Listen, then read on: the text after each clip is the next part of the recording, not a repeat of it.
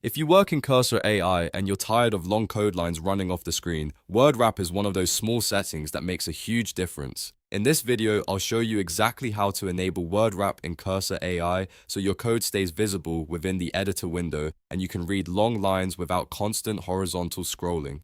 This is especially helpful when you're working with long functions, long text strings, or any code that's easier to review when everything stays neatly inside the window. If this tutorial helps you out, go ahead and hit the like button and subscribe for more quick software guides just like this. Alright, let's jump in. First, open the Cursor AI application on your computer. Once Cursor is open, look at the top menu bar. You'll want to go to View. Inside the View menu, look for the Word Wrap option. This setting controls whether long lines of code stay on one line or automatically wrap onto the next line. If Word Wrap is turned off, your code may stretch beyond the visible area and force you to scroll sideways. But when Word Wrap is enabled, all of that content stays visible in the editor window, which makes reading and editing much easier.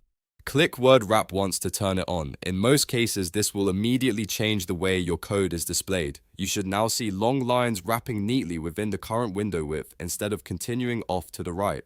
That means you can review your code more comfortably, compare lines faster, and work more efficiently without losing track of where you are. If you ever want to switch it back off, just go back to View and click Word Wrap again. It's a simple toggle, so you can turn it on or off anytime depending on how you like to work. Some people prefer Word Wrap on for reading and editing, especially in longer files, while others may turn it off when they want to see the original line length. The good news is that Cursor AI makes it very easy to switch between the two.